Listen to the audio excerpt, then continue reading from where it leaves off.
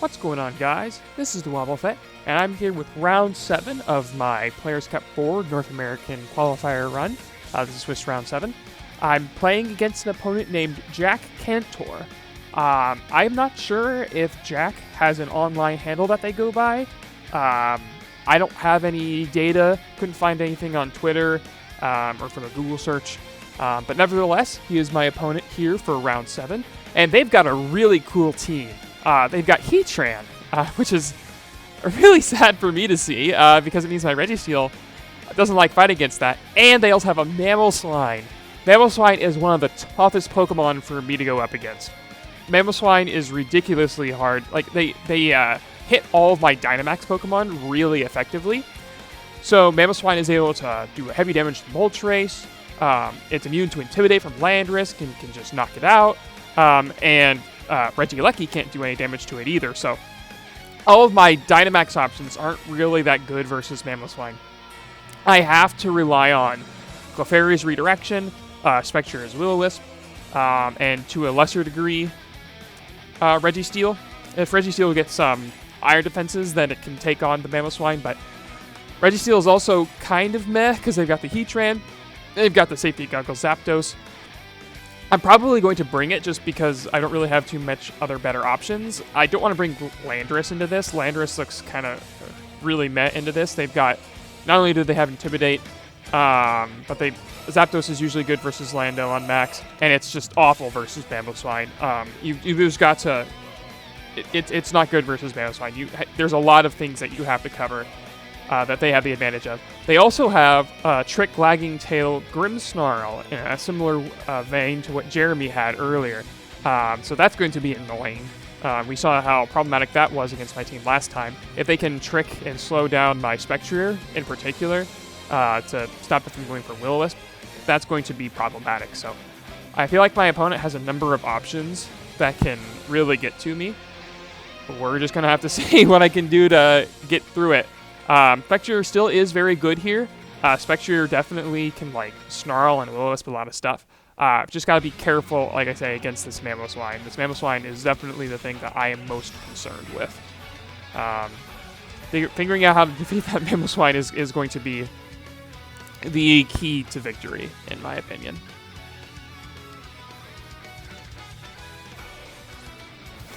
So as we load up here into Game 1, my opponent leads with Zapdos and Grimmsnarl. Although this is the Trick, Lagging Tail variant of a Grimmsnarl, this one is a little bit more standard otherwise. It does have Screens and Spirit Break, so they don't have the option of going for a Fake Tears and a Max move into my Spectrier, which means my Spectrier won't go down this turn. So I do have a relatively safe switch out into my Clefairy. I'm not inclined to stay in and take the trade with Thunderbolt. I don't want to take the damage trade. I want to try to wait for Moltres to set up a little bit later. My opponent makes a very, very smart play, though, immediately tricking the Lagging Tail onto my Spectrier. They wouldn't have targeted the Moltres because Moltres is, being a Dark type, would be immune to the Pressure attack. So not only do I do very low damage, but now the Zapdos is still at +0, and I can't attack it on this turn. So I'm pretty scared of my opponent going for something like a Trick into my Clefairy and a Trick into my Clefairy to remove its Eviolite and then go for a Max move with their Zapdos. So I go for the Protect. I thought about going for Sing a little bit there, but I felt like it was a little bit too risky. My opponent had a pretty safe double target into Clefairy if they wanted it. But they also, if they wanted it, can double target the Spectrier, which is what they did. So this is really not great for me. I've done very low damage to them, and they've reduced my Spectrier to less than half of its HP, which is very bad. That's going to be one of my primary answers to Mamoswine, and I've let it get super weakened, and I've let it get lose its item in exchange for that Lagging Tail. So this isn't good. However, on the other hand, my opponent isn't dealing very much damage to me right now. The Grimmsnarl is not very offensive, obviously, at this point. The Zapdos keeps protecting, so it's not doing too much to me, which is good. The Grimmsnarl does go for Trick, though. It removes my Clefairy's Eviolite, so that's going to be annoying for later. I do get a Safety Goggles, but that's not going to do anything for me. Safety goggles is pretty useless at this point. I do get a taunt off on the Grimmsnarl. One of the nice things about my opponent tricking on every other turn here is that they haven't had time to set up any screens. So my opponent is likely now going to switch out the Grimmsnarl, which is good. If they switch out the Grimmsnarl, that means that my Spectre will survive another attack. We saw that Thunderbolt damage range earlier. At -1, I'm definitely not going to faint to another Thunderbolt. But they stay in, and I'm like, why are they staying in? And I'm like, oh, they're going to double target the Spectre and just knock it out. So that's not good for me.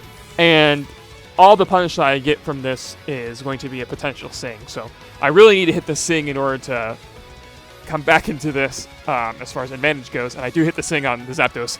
And all of a sudden, hitting one Sing has just turned this game around, because now my opponent doesn't have any screen setup. They've got Taunted Spectre.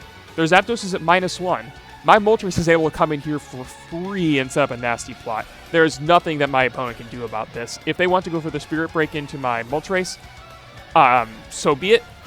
They will just boost me further. They'll do some damage to me, but I'm okay taking that damage trade. So now I'm going to be able to put my opponent to sleep here. Or now that I put my opponent to sleep here with the Moltres, I'm able to get that free attack into that. They go for the Spirit Break into the Clefairy, which does some damage. And again, I have nothing better to do with Clefairy because I don't need to follow me away. If they attack my Moltres, that's fine. And I do hit the Sing too. So now I'm in a really, really great spot. Almost in too great of a spot.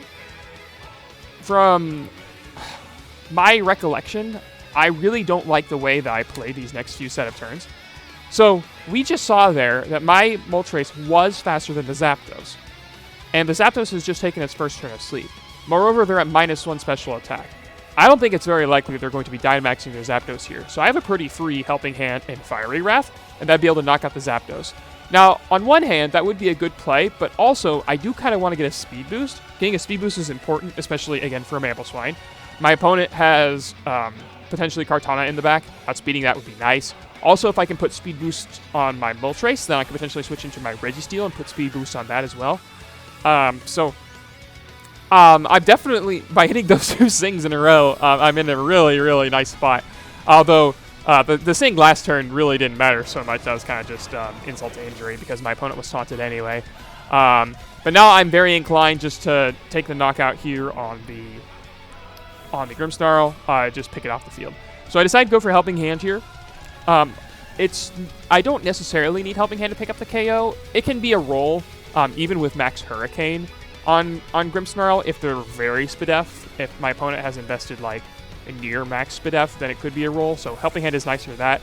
Although I think in hindsight, there should have been another Sing into the Zapdos in case it woke up and went for Thunderbolt. But thankfully my opponent stayed asleep, so Helping Hand ended up being, the quote optimal move. But now I'm still in a really great spot. I've got Registeel in the back, which is going to be able to, it'll do very well against what my opponent has remaining if I get speed boosts on my Registeel. That's really good. My opponent does enter their Mamoswine, no surprise there. But I'm able to get a big hit off in the Mamoswine now. Since it's a Focus Sash Mamoswine, I won't be able to knock it out in a single hit, so I can't just go for like a Helping Hand attack into the Mamoswine. I also have to consider my different options. I can go for the Max Darkness into the Mamoswine or into the Zapdos. The Zapdos can wake up here shortly. I do have the option of going for a Follow Me here to redirect the attack. My Moltres is also going to be able to survive this attack from a Mamoswine, which is important. If the Mamoswine Dynamax, it likely won't ever have access to Ice Shard by the point Dynamax ends. But I'm feeling a little bit more confident. Since I know my Moltres does survive the Max Ice from the Mamoswine, even without the Friend Guard, I'm feeling a little bit more ballsy. I want to put a +2 speed boost on my Registeel. So what my plan is here, I'm going to do Max Airstream into the Mamoswine. The Mamoswine is likely going to go for Max Ice into my Moltres. I don't expect them to double target my Moltres. I expect them to Thunderbolt the Clefairy potentially, so that way they can put some damage on it initially. But my opponent actually mixes up really well there, goes for the Max Guard. So now a very, very, very important thing has happened. I can no longer get +2 speed onto my Registeel, which means that it will outspeed Mamoswine here. So my plan was to put a 2 speed boost on Registeel so I could just knock out the Mamoswine next turn with a body press, so that way I could like throw an Airstream at the Zapdos and put good damage on that. So I didn't take any damage, which is good, but I'm definitely far behind now, I think. This wasn't necessarily a good trade. I have to take the Zapdos now. If the Zapdos wakes up, or the Zapdos will wake up, it's taken its 3 turns of sleep, so that Sing was very impactful. But I need, it doesn't really matter to click Max Airstream at that point, because I'm already going to be outspeeding everything on their team, and Registeel isn't going to be outspeeding anything extra on their team. Max Quake goes into Registeel and does a ton of damage. I get the Iron Defense up, but it's not looking good. If I had gone for the body press into the Mamoswine, I think that would have been a million times better. If I go for the body press into Mamoswine there, I break its Focus Sash, and then next turn, well, maybe not next turn, but in subsequent turns, I can go for the Fiery Wrath into Mamoswine. And because I lowered its special defense, and even though it gained special defense, it's at neutral right now. A +2 Fiery Wrath will do a lot of damage to this Mamoswine. The body press potentially could have put it into KO range. I actually don't know the calc off the top of my head. I've got to protect my Moltres here, that's for sure. If my opponent had gone for the Max Ice into my Moltres, then Iron Defense would have been better, because then I would have been able to take the Max Quake a lot better this next turn. But I still think Body Press would have been a better play into Mamoswine regardless, so I definitely get that turn wrong. My opponent goes for Max Ice into my Moltres. He's going to do a lot of damage. Likely going to just use Heat Wave, pick up my Registeel, take a knockout, and then I have to go into my Clefairy. So, provided this Heat Wave hits, I do have my Moltres at +4 now, but the Mamoswine still has its Focus Sash intact. I haven't been able to break it, and because it still has that, I'm still in trouble. Because the Heatran and Mamoswine, despite being at +4 special attack, are still going to be relatively bulky. So the Heatran's taking some hail damage, which is good. I do need some hail damage on that. I do know from calcing in hindsight that this +4 Fiery Wrath will not knock out Heatran. And I think in my brain at the time when I was playing, I think I thought that it did knock out the Heatran. So that's important to keep in mind as I'm making these next couple plays, as to understand why I went for the plays I did. I think they were very bad plays, though, in hindsight. So I've got my Clefairy. I'm sitting here trying to think. I'm not trying to timer stall my opponent. I'm just trying to think about what my options are. So at this point, really what I need to do is I need to go for Follow Me. My Clefairy can take the Icicle Crash here. It will be able to survive the attack most of the time, because Mamoswine tend to be jolly, so that way they can outspeed Adamant Landorus. I haven't confirmed that based on damage. I don't remember if I knew that based on the max ground or max ice rolls, whether or not I had calculated whether or not the Mamoswine was Adamant or jolly, but I was pretty sure that it was going to be jolly. And so I have a good shot of living this Icicle Crash here with my Clefairy, and my opponent goes for Protect with Heatran. I'm like, yes, this is perfect, because if they had gotten the roll with Icicle Crash, they would have been able to put enough damage onto my Clefairy to knock me out next turn with the Ice Shard, so that Protect was really, really good for me. Plus, I have the flinch chance here as well, so I have multiple odds in my favor. The critical hit on the Focus Sash there did not matter. My opponent does go through the Icicle Crash, but at this point I'm like, okay, well, it doesn't even matter. Clefairy is going to go down after the hail damage at the end of this turn anyway. Clefairy is going to be dead, and then they go for Ice Shot, and then I'm like, they go for Ice, and then I start laughing because it was the safety goggles from earlier. Oh my goodness, the safety goggles making its way from Spectre to Clefairy, thanks to the Grimmsnarl's trick. I still would have rather had a Violite there, but it's funny that safety goggles ended up saving Clefairy there in the end. And this was a huge misplay. This is a huge, huge misplay, because this Fiery Wrath does not KO Heatran. It never KOs Heatran. But it actually does KO Heatran if you get a critical hit. And so that was really, really stupid of me. A Helping Hand Fiery Wrath there guarantees me the game, because my opponent can't knock out my Moltres with Ice Shard, and I would do enough damage to the Heatran there. So I hacked my opponent there pretty badly, I think, with a critical hit on the Heatran. I had a guaranteed win with Helping Hand, and I did not get it. I did not take it. That's my own darn fault. So, played this game not so well. But I do remember thinking at the time that because I had thought in my head for some reason that +4 Fiery Wrath was going to knock out the Heatran. And because I thought that, I thought, oh, this is just fine. All right, I played this endgame pretty well. But with the benefit of hindsight, I can see that the play I made there was very risky and would in all likelihood not have worked out for me.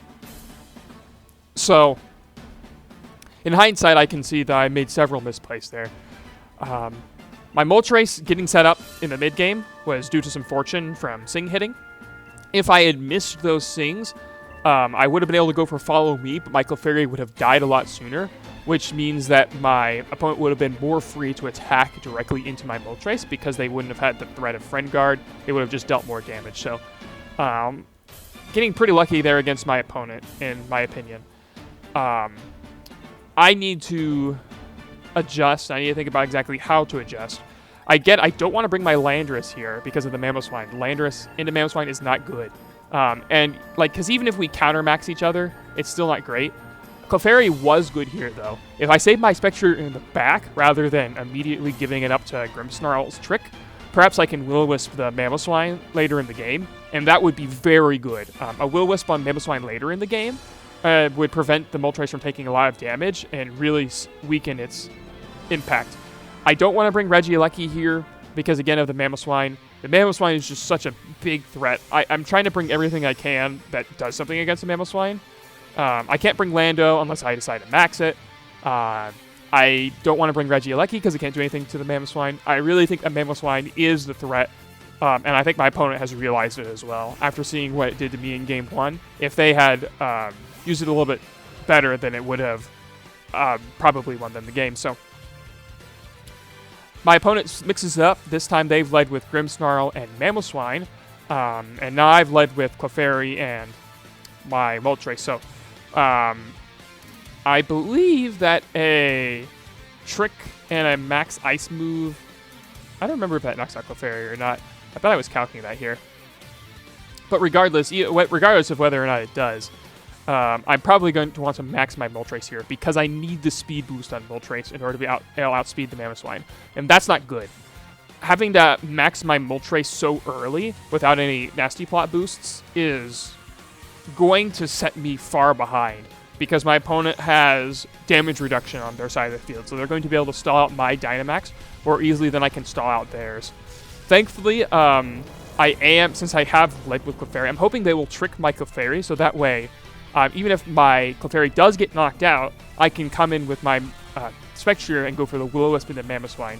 And that would put me in a very advantageous position. So if my opponent goes for Trick, then I will be looking good here. And if they don't go for a Trick, then my Clefairy won't be knocked out, which means that they'll have to take 2 Dynamax turns in order to knock out my Clefairy. So all in all, I'm feeling okay about this. This isn't like the best thing in the world, but it's not the worst thing in the world either.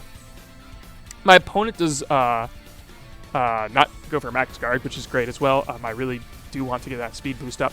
My opponent also doesn't go for a priority move, so they're going for the Spirit Break here. They go for Max Quake into my Clefairy, which does some damage. It doesn't knock my Clefairy out, but importantly, it gives them a special defense boost. And so I'm like, that makes a lot of sense. My Airstream is going to be a lot weaker now, especially with the extra bulk of Dynamax. You can see that Max Airstream just does not do enough to Mamoswine. That needed to do a lot more. I am very, very, very far behind. My opponent's going to go for the Spirit Break with their Spectre, or excuse me, with their Grimmsnarl, not with their Spectre. Clefairy does hang on, and it would have survived even if my opponent had gone for the Max Hailstorm instead of the Max Ground. My Clefairy is useful here. I do want to kind of have it stick around in order to be able to take attacks later on in the game. Being able to redirect away Grimmsnarl later, potentially.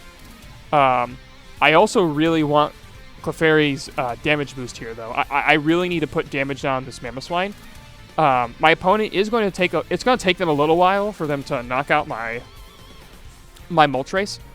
Because, again, a Max Ice will not knock out my Moltres straight away. But my opponent does go for the light screen, boosting their special defense even further. So my helping hand somewhat negating that, more so negating the special defense boost that they had earlier last turn. So I do enough to put the Mamoswine under half health. And so now my opponent probably going to go for, they can go for Quake or Ice here. I'm not really sure which one would be like optimal. They do go for Quake, which means I'm not going to be able to knock them out next turn again with my Moltres.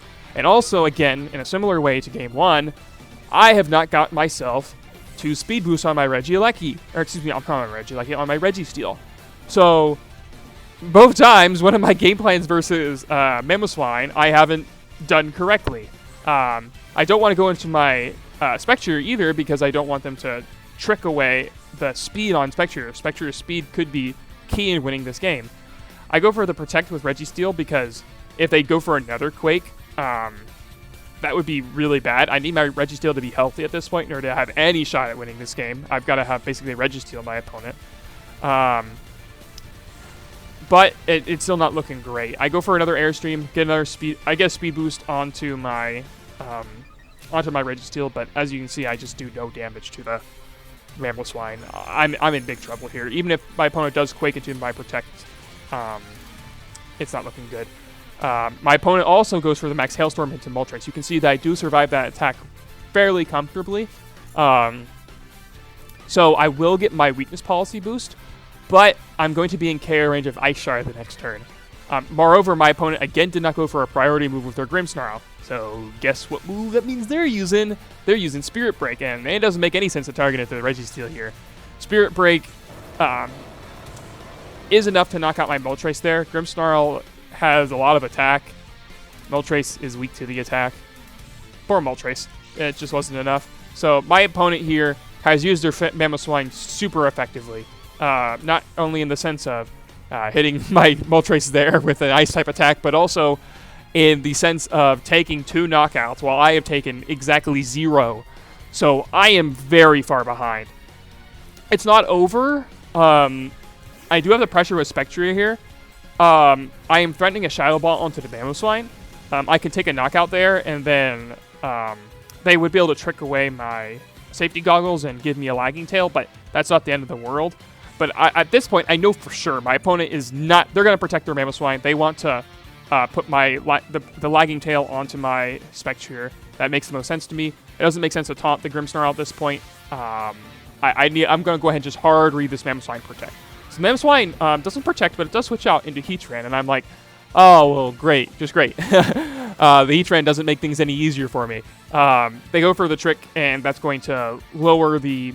And again, it's going to make my Spectre not useless at this point. I still got some bulk. I even missed a Will-O-Wisp on the Grimmsnarl. Again, I was trying to hard read them. I didn't think Taunt was going to do anything for me either at that point. But yeah, this still isn't looking good. I still take hail damage, which I think is funny. But I know something very interesting. Registeel took hail damage before Heatran. Yeah. Yeah. Registeel did get a speed boost from earlier. But that indicates to me something very important. So this Heatran is very slow. So normally Heatran, if they don't have any speed investment, hit 97 speed stat. And recall that my Registeel hits 109 speed stat after that speed boost. So it might have a little bit of speed in it, but clearly not very much. So since I didn't taunt the Grimmsnarl last turn, which I'm now kicking myself for, my opponent can set up the Reflect and survive the attack with Heatran. But so what I'm going to do is I'm going to Protect on my opponent's Reflect, or excuse me, on my opponent's... I expect them to set up their Reflect there, but my opponent also protects their Heatran, so that's not good. But my opponent, again, doesn't set up the Reflect. They go for the Trick into my Registeel, trying to give me the safety goggles and remove my leftovers. I thought that was kind of funny. I'm like, oh, okay. Yeah, I know that. I guess that's one way to do it. They don't have to set up the Reflect that turn because they're protecting with Heatran, so now they can set up the Reflect with Heatran. And because they're so slow on their Heatran, I assume they're max HP. And that means that they will be able to survive my body press that's incoming here. They will be able to just knock me out. Or I won't be able to knock out their Heatran, and they'll be able to go off a powerful Heat Wave. But they don't go for the Reflect. They go for the Trick. And take away my Registeel's leftovers. I'm like, Why? What? I'm like, isn't reflect a lot more important? And so that's huge, because what that means is I didn't take heat wave damage. And if I didn't take heat wave damage, that means that I'm way, way healthier. I'm going to be able to fight off against this Mamoswine a lot better, and they have another Pokemon on the back beyond this, but not taking any damage there from heat wave is huge. It also means my Spectrier is a lot healthier. My opponent can't just, like, for example, go into their Mamoswine and knock out my Spectrier. It won't just faint in one hit. So this is all looking a lot better than what I initially expected. Being able to outspeed that Heatran was huge, and it's also a really key component for knowing this for Game 3, because at this point I'm still thinking, okay, they probably have something in the back that can beat me. I mean, they might not be able to, but you never know.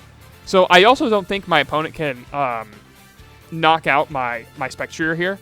And so I go for the Body Press into the Grimmsnarl, predicting the Protect. I went for the Shadow Ball into the Mamoswine just to cover it attacking. It forces them to double target my Grimmsnarl, which is nice. Or double target with their Grimmsnarl. They can't reflect on this turn. My opponent does go for the Protect, though. They're ultimately playing really passively. Like, I think they've protected almost every turn that they've had the opportunity to since our Dynamaxes have ended. And that's really let my Registeel shine very effectively. So my Registeel now isn't going to die. My opponent isn't going to be able to knock me out. It also seems they're not very inclined to set screens anymore. But then I realized to myself, oh, wait. My reason my opponent is doing it this way is because they have Zapdos in the back. And Zapdos is going to be able to resist my Body Press. They're going to be able to set up Reflect, and then they're just going to go for Heat Waves. I'm like, that's kind of an awkward way to do it. I wouldn't have done it this way. I would have set up the Reflect sooner, but you know, I can't knock that. I do go for the Spirit Break into the Registeel. Maybe not thinking that High Horsepower by itself was going to be able to knock out the Registeel. Or excuse me, it was not going to be able to knock out the Spectrier. But it was. I take a little bit of damage. But all that damage is permanent now. And so I'm like, okay, they're going to send in Zapdos. I've got to hope that just Body Press can do enough damage, but it's not going to. And then they send in Salamence. And I'm like, but the Salamence. And then I look at their team sheet. It's, again, it's Assault Vest with Fly, Dragon Claw, Rock Slide, and Earthquake. So the only move they can use that actually hit me for any kind of damage is Earthquake. And that requires them to damage themselves. They can't beat me anymore. All of a sudden, because of these dumb interactions, my opponent not clicking Reflect, I think, was a huge deal on the Heatran turn. But now my opponent is reduced to going for Earthquake. They've tricked the leftovers onto their own Salamence, but then they crit their own Grimmsnarl with Earthquake. And so, I mean, that's not like they're going to be doing much on the next turn anyway, but I get my Reflect, and so they didn't even get up the Reflect. And I'm just like, what? I'm like, how am I gonna? I'm winning this? I'm like, this is insane. And so, okay, at this point, my opponent can still get a critical hit. That's still an option that they have available to them. I remember at this point, I was just checking to see, okay, how much does Body Press do? At this point, it actually doesn't matter how much Body Press does. I think I was just debating whether or not I should go for another Iron Defense. But I thought, no, I don't want to go for another Iron Defense. I want to just start attacking. I want to reduce the amount of opportunities my opponent has to crit me. And setting up an Iron Defense just gives them one more turn to crit me. And I was right with that. Body Press is going to be a 2-hit KO on the Salamence. Even with the Assault Vest, it's probably bulkier, but not bulky enough to be able to take 2 of these attacks. And so now my opponent definitely cannot win. They would have to Rock Slide flinch me out of the Body Press. They'd have to Rock Slide flinch me until they recover enough with leftovers to be out of Body Press KO range. But that does so low damage to me.